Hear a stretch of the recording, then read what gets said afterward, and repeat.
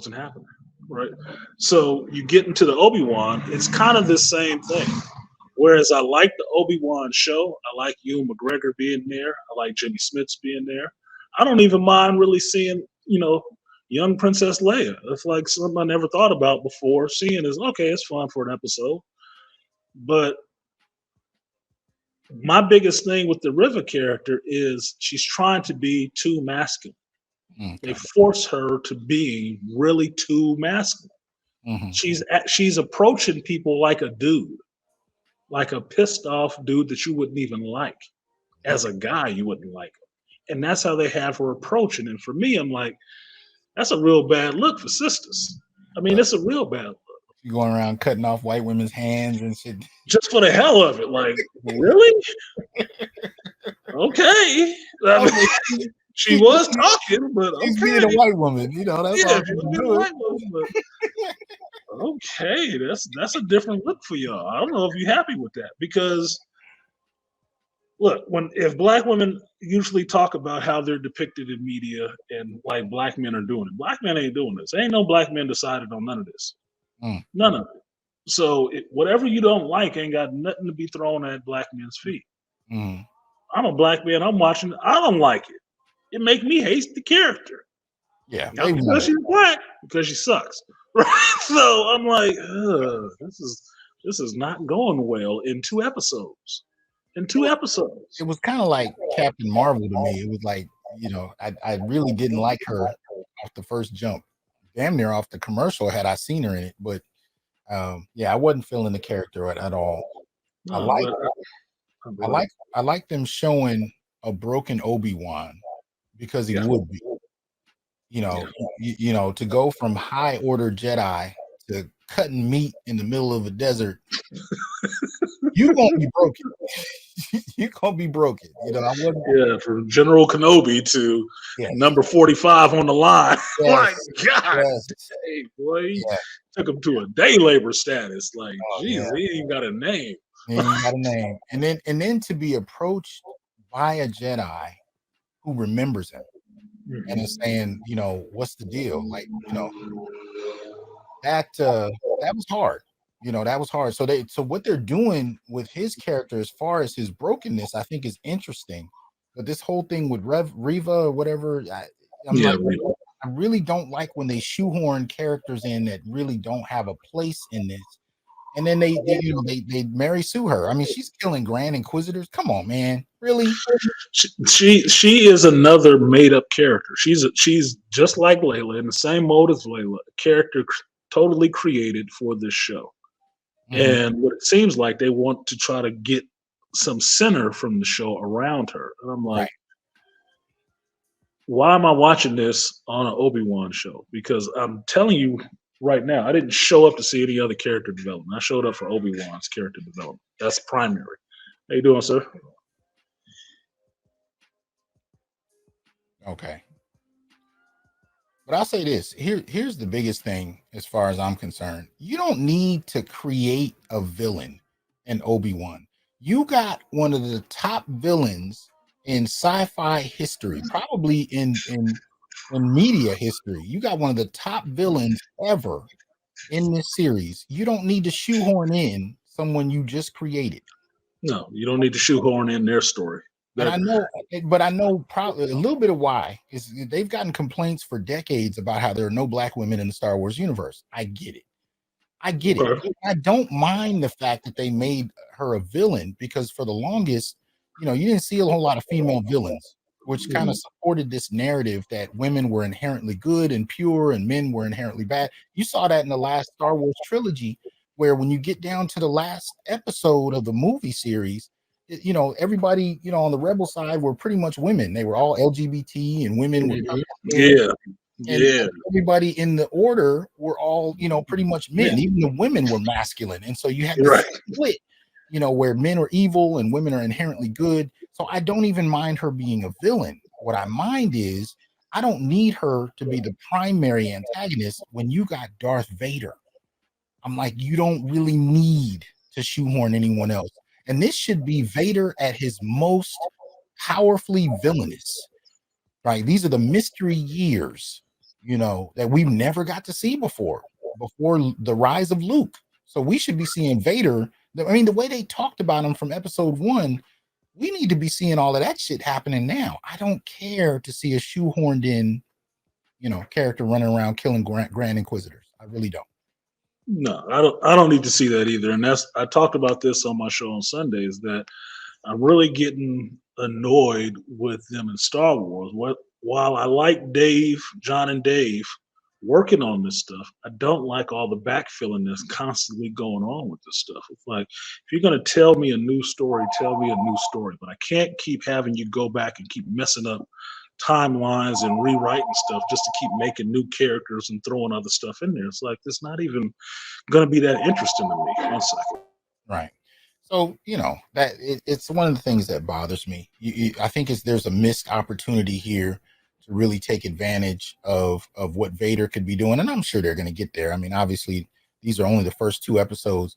And I think they're holding Vader off because they know that's what people want to see. I mean, other than Obi Wan, people want to see Vader. Now, Leia, I didn't know that they were really going to go there, but it makes sense because, again, going back to episode 1, we know that Leia knew Obi-Wan before Luke did. We got that in the very beginning of the movie. So it makes sense that they're going to show us how they met. I didn't really expect to see Leia take up this much room in the early story, especially as a little kid. And I will say, I was annoyed. I can't lie about that. One of the first things I thought of when they first showed Leia, she's climbing up trees and she's running away from, her responsibilities as a princess, and she's a little tomboy. And I remember thinking, they do this, with so many female characters. They, right now they're really deep off into this whole notion that there's no difference between, male, female, girl, boy. But the way they express that is to make the girls more masculine than the boys. The girls are better boys than boys. Right? Yeah, I'm watching, huh? I said, no kidding. Yeah. I'm talking about Leia, being a little tomboy. She's climbing trees. She's avoiding her responsibilities. And it was so predictable. Like, this is a princess, and I was expecting to see her, being trained in being a princess. And but then at the same time, I know how they write girls. So I was like, watch her be a tomboy. And sure enough, the very first scene, you see her running out there climbing a tree. And I was like, see, predictable. You can't have girls be girls because they have to be boys in order to be whatever. That's why she knew the spaceships and everything else, but she don't know nothing about diplomacy and actually dealing in these parties and stuff that she would actually eventually do. Now that she's going to be a senator at some point in her life. I guess she learned it later on, not when she was 10. Now, Trell got me laughing in the comments. He said, as a father, I wanted to slap the taste out of Leia. I've heard that a lot. I haven't dove into it to ask people exactly what scene it was that pissed them off, because her running style pissed me off. I was like, that was a goofy ass scene if I ever seen one at all. But whatever. It's a little girl. I guess I can't go in on the little girl, but that was a dumb shot scene. That was dumb as hell. What pissed me off is how don't nobody on the security side ever know where this child is. They don't know how to keep up with her. They can't catch up to her running, and then the kidnappers come in and she's kind of outsmarting them at every turn. And I'm just like, why don't y'all just make this the goddamn Leia show? Just make it, forget Obi-Wan. Y'all really trying to do this with her. Why don't you just have her take out Vader? Come on, let's get to it. Let's just get to the good part. That little girl was bothering me in the one scene where they went to the other planet, and then she started having an issue with Obi-Wan and trying to run off. I'm like, didn't he just rescue you? Mm-hmm. He just rescued you. Mm-hmm. What is that? I would have wanted to grab her by the scruff of her neck too. But man, if you don't shut the hell up and get on this ship, getting the hell off this planet, man, I can't take stuff off of little kids like that. No, yeah. You can tell she was spoiled. Belle ain't putting a hand down on Leia. Look, not that or not, you got to instill some discipline, dude. I'm gonna be running all over the place. But I'm gonna be petty. One of the scenes that really bothered me was when Jimmy Smith's character, right, the father, he goes to see Obi-Wan. So he finds Obi-Wan, in the desert. He's in his apartment, his little cave, waiting on him. And then he says, "Well, what about Leia? You have to help Leia." And I was like, "Are you serious? Leia is a princess in a fucking castle with guards. Luke is out here doing farm work. If they wanted to take Luke out, they could shoot him just right, pick him off at 300 yards out there in the middle of the, planting corn. And you're worried about a princess in a castle." I'm like, "Are you serious?" Yeah, that part bothered me too, because it made it seem like Leia is more important than Luke. Right. And like, okay, so it's okay to leave this boy by himself. There are no protectors at all. And you were apt at pointing this out. Leia's in a castle full of guards. How does she even get away? Right. And you need Obi Wan to come get her. You ain't got no guards, no ships. I thought you were like helping lead the rebellion. Y'all ain't got no crew, no guys, no goons, or some money to hire some mercenaries. You had to come get Obi-Wan, and he's the only one watching after Luke, whereas she in a whole castle. And you over here talking about, what about Leia? Really? What about her? Thought you was watching her. Get out of my cave. Yeah, that was messed up, because they really showed that Obi-Wan is at his low. He's at his low. Everybody giving Obi-Wan shit. Even Owen. Owen Lars was giving him the business, man. He was giving him the business. He should have got slapped in the mouth for that, though. He should have got slapped in the mouth. He should have got a Jedi, slap for that, like a force slap. Just like, wow, like what? He should have got it for that one, because that was a dirty shot. Like, you trained his father. Oh, you know what I mean? Trained your father. That's some shit. That was dirty. I wasn't the only one. A lot of Jedi's trained him. Motherfucker. Yeah. Absolutely. Yeah, he should at least got punched in the stomach. Something. He handled Reva pretty good. I don't know how to even say her name, man. Well, here's how you remember her name, because I heard this of what she's supposed to be. Because they couldn't use a character that they wanted to, they made this character to be Revan. That's why her name is the way it is. She's supposed to be Revan, but they can't use Revan. So they made it Reva. They dropped the N, made it Reva, and made it a black woman. I'm like, that's even worse. You better hope a lot of Star Wars fans find out about that shit. They'll be pissed. The white boys love them some Revan. You can't fuck with Revan. Yeah. Oh, no. Yeah. You even taking his name a little bit. Yeah. Well, for a good period of time, people were hoping that they were going to actually see a live action Revan, and I think they're still hoping. They're still hoping. They're hoping your boy will play the role. Keanu. Keanu, yeah, man. Yeah. Well, he's playing a Sith King, so he can't play Revan now. You got to get somebody else. So I'm fine with that. Who's he playing? This next trilogy of movies that they do, which is going to be like a Game of Thrones, Star Wars. He's playing the Sith King of Exegol. So that planet that they were on at the end, if you punished yourself and watched The Rise of Skywalker, that place where Palpatine was, that planet Exegol, that throne was not his throne. That was the Sith King of Exegol's throne. Keanu Reeves is playing the Sith King of Exegol. So you're going to get that whole story about these people. And the next trilogy is about all Sith. Okay.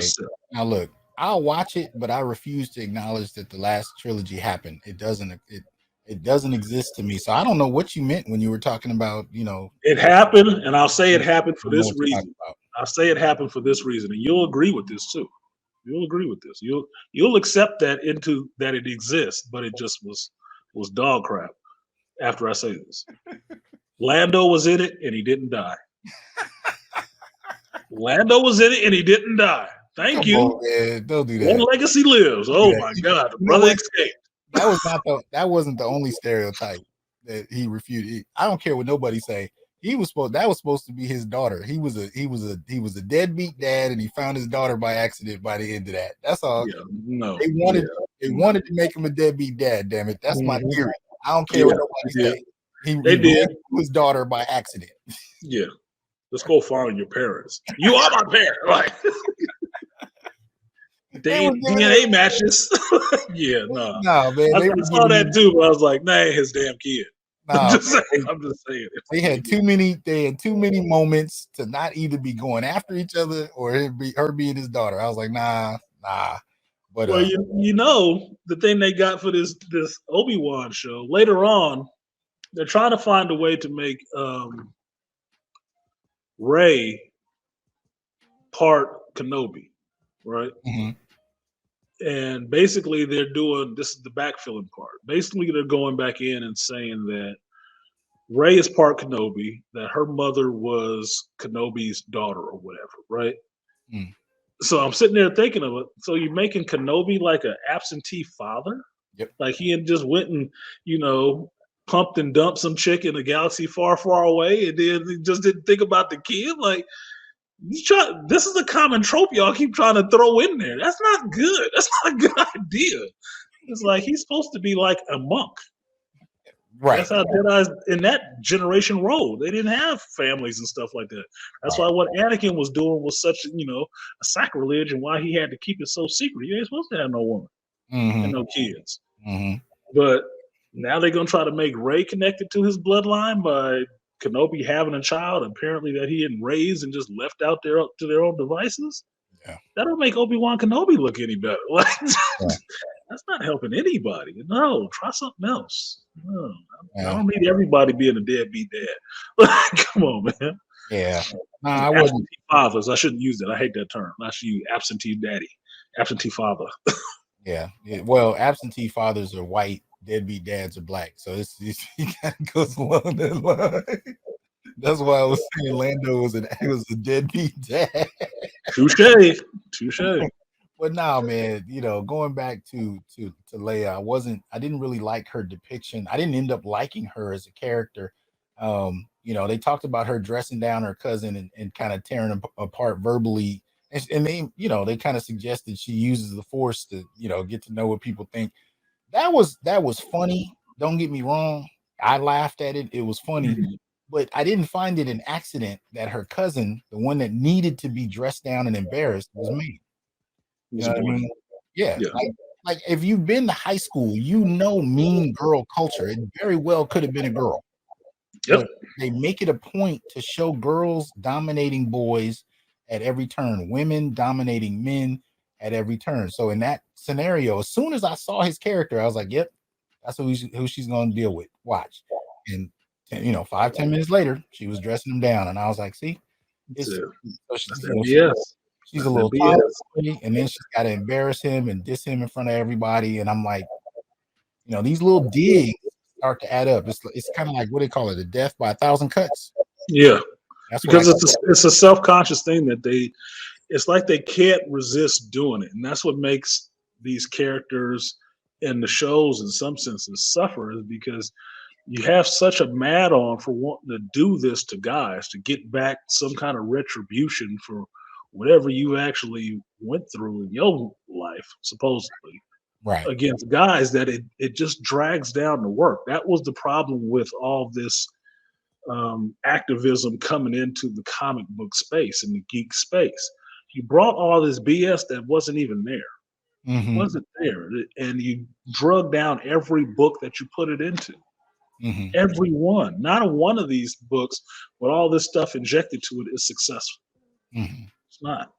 I just had a phone call from one of the customers asking about what's in his safe. Well, he got Son of Kal-El in his safe. Is that book breaking numbers? Yeah. No. Who cares about Superman's son being bisexual or whatever the fuck, or just straight up homosexual? That's nothing for anybody. Like, dude, that is too small of a population. Mm-hmm. Mm-hmm. It's not making the book any better. Well, a lot of it has to do with us moving away from writing, storytelling. So if you look at this comment by Our Future MD, right? Our Future says strong female character is not story development. If you take that to what you just said about Kal-El's son, right? Being bisexual is not a freaking story. It's not in and of itself a story. That may be the beginning point, but what's the freaking story? And the story is forgettable. Yeah. A character with superpowers like Superman who is bisexual is a story for a one-issue independent comic, Mm, but it's not a story for a multi-issue major label comic. It's mhm, not. mhm. Who cares? I mean, the only one out of that whole group that you can say was actually pretty decent was Batwoman in the comic. Okay. That was actually pretty decent because the art was actually pretty good. Mhm. It was pretty decent because that was just what she was from the time it came up. They didn't have to go and morph some character into world. Now you're on the spectrum, and now you're part of the rainbow. No, they didn't do that. It's just Mhm. what the character was from Mhm. jump. Right. It actually worked a little better. A lot of this other stuff, Yeah. And no. you can't help but wonder how long it's going to go for because this stuff continues to fail and they keep pushing it and keep pushing it. And I told you before, I'm waiting to get the logic because it would look, we're in a capitalist system. It would make sense if the sales were going through the roof. It Right. would make sense. I'd be like, well, you can like it, you can hate it, you can love it, doesn't matter. If it sells, they're going to make more. You know, anytime a movie does well, expect a sequel. It is what it is. But when it doesn't sell and it doesn't do well, and they keep going there, I'm like, what's the point? I So mean, yeah, so why are we doing this again? huh? Well, my thinking on it was that the point of it was to ruin the franchises. That's what the point of it was. The Mm, point of it was to ruin the franchises. That all these characters and these stories and stuff that was really good, they came into the space and figured these guys like that. Let's take it away from them. Let's And I take don't care if we ruin it. Do it. whatever you got to do, but make it fail so they have to accept this. And Mhm, that's all it is. It's like, look, if you're doing what you want to do with your life, it doesn't matter who agrees or who doesn't. And I don't think you spend a lot of time trying to convince people they need to agree with you. yeah. But if you have a problem with how you live in your life and you don't want to be snapped out of that delusion, you'll constantly focus on everybody else and try to get everybody else on board to support your fucking thing that you're doing. No, Mhm, you got to accept it. I don't have to accept it because it's mhm, not my life. It's yours. mhm. You have to accept it. Right. Can you do that? Because I'm not running around having banners about what I'm doing, trying to force everybody that they need to accept this is the way that I am. Yeah, it's fine. It's the way you are. Who Mhm. cares? Nobody. It's what's that line? I think you protest too much, That was and the that's all whole they're doing. Every place you got to accept it because we're so underrepresented. I don't see how. I right. don't see how. Well, you know, It's everywhere. Get woke, go broke. They don't care. They don't care. yeah. They weren't making the money anyway. Yeah. I mean, like I said, by the time you got to the end of Rise of Skywalker, I was like, I think Oscar might have been the last straight white dude in the rebel force at that point. Yeah, he And they was were legal. talking about him. They were talking about him being in a gay relationship with the brother for the Yeah, last. they kept trying to do that. Yeah. Yeah. Oh, him and Finn are gay lovers. Man, would you quit? And look, this will dovetail into the Top Gun conversation. I listened to this review of Top Gun, the original Top Gun, and people were talking about how they were just so gay. And I'm like, if that's all you look for, that's all you see, Mm, right? The altered eye alters all, right? yeah. Like, come on, man. Everything is not that. Everything that two males do now has to be viewed in that lens. Mm-hmm. And Mm-hmm. all it is a really effective shaming tactic because whatever is said, if it's said in media and stuff like that enough, you eventually just walk away from it. Like, no, that's not me, especially if that's not you. Mm-hmm. Like, so it's a really effective shaming tactic to keep males, being apart and not actually working together. Mm. To shame them into what they consider is, I don't know, positive male behavior, non-toxic.